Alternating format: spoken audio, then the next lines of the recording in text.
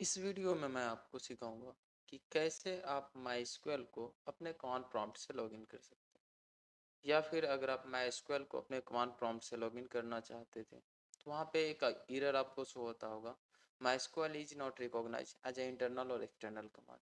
तो इस एरर्स को कैसे हम फिक्स कर सकते हैं, आज की इस वीडियो में इसी का डिस्कशन करेंगे। तो चलिए शुरू करते हैं इस वीडियो को। जब आप MySQL को इंस्टॉल कर लेते हैं अपने सिस्टम में, तो उसको आप चाहे तो MySQL वर्कबेंच से लॉगिन कर सकते हैं या फिर MySQL कमांड लाइन से ओपन कर सकते हैं। बट अगर आप चाहते हैं कि MySQL को हम अपने कमांड प्रॉम्प्ट से एक्सेस करें, तो MySQL को अगर हम कमांड प्रॉम्प्ट से एक्सेस करना चाहते हैं तो इसके लिए हमें क्या करना होता है, इन्वायरमेंट वेरिएबल में क्लास पाथ सेट करनी होती है। तो जब तक उसको हम सेट नहीं करते हैं तब तक हम अपने कमांड प्रॉम्प्ट से इसको एक्सेस नहीं कर सकते। MySQL हो या फिर कोई और भी एप्लीकेशंस हो, उसको हम तभी एक्सेस कर पाते हैं जब हमारे इन्वायरमेंट वेरिएबल में वो सेट रहेगा उसका क्लास पाथ। तो पहले हम उसको अपने इन्वायरमेंट वेरिएबल में सेट कर लेते हैं, देन उसके बाद हम आसानी से उसको एक्सेस कर सकते हैं अपने कमांड प्रॉम्प्ट से। तो चलिए शुरू करते हैं। तो जहाँ पे आप MySQL को इंस्टॉल कर लिए, इंस्टॉल कैसे करना है लेटेस्ट वर्जन MySQL का, इस पर हम ऑलरेडी वीडियोज़ बना चुके हैं, आप हमारे चैनल से उसको एक्सेस कर सकते हैं। तो जब आप MySQL को इंस्टॉल करते हैं तो सी फोल्डर में बाय डिफ़ॉल्ट वो इंस्टॉल होता है। अगर आप फोल्डर्स चेंज नहीं किए हैं या आप पाथ चेंज नहीं किए थे तो वो बाय डिफ़ॉल्ट प्रोग्राम फाइल्स के अंदर में होगा। तो वहीं पे आपको आना है, यहाँ पे MySQL नाम से एक फ़ोल्डर मिलेगा। इस फ़ोल्डर को हम ओपन कर लेते हैं। ओपन करने के बाद यहाँ पे दो चीज़ें ऑप्शन शो हो रही है, MySQL सर्वर और MySQL वर्कबेंच। और भी अगर आप कुछ इंस्टॉल किए होंगे, MySQL सेल्स हो सकता है, रोटर्स हो सकता है, तो वो सारे यहाँ पे विजिबल्स होंगे।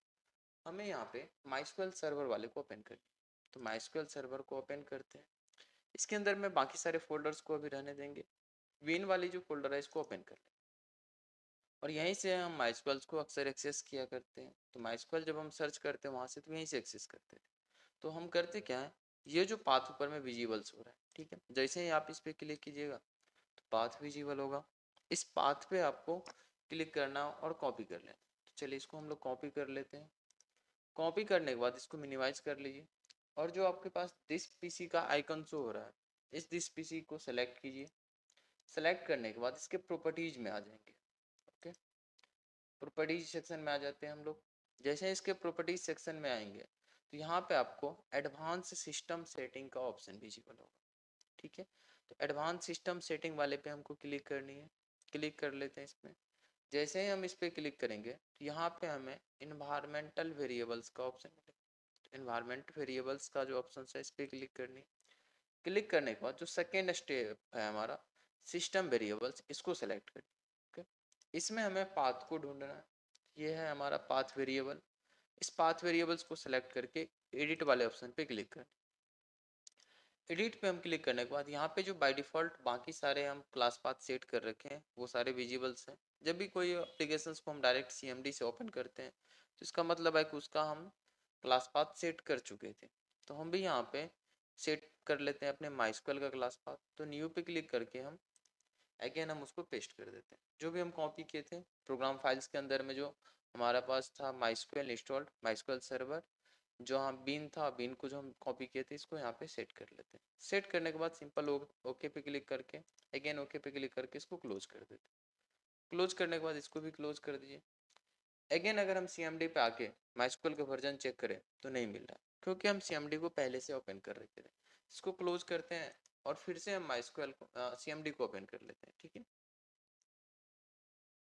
तो फिर से हमारा CMD ओपन हो चुका है। इस बार हम फिर से MySQL का वर्जन चेक कर लेते हैं।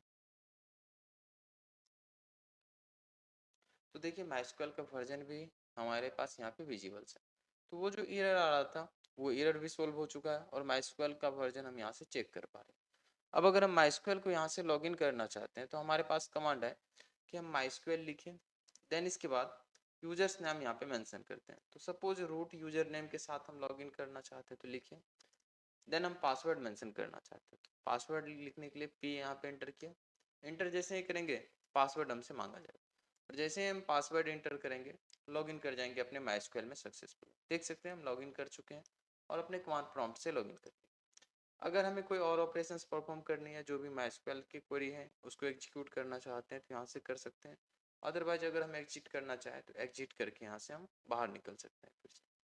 तो उम्मीद करते हैं कि आप समझ पाए होंगे कि कैसे हम लोग माइस्क्वेल को अपने कमांड प्रॉम्प्ट से एक्सेस कर सकते हैं और कैसे उस एरर को फिक्स कर सकते हैं। तो अगर वीडियो आपको पसंद आया होगा तो वीडियो को लाइक ज़रूर कीजिएगा। तो चलिए इस वीडियो में इतना ही रहने देते हैं, मिलते हैं फिर से हम नेक्स्ट वीडियो में।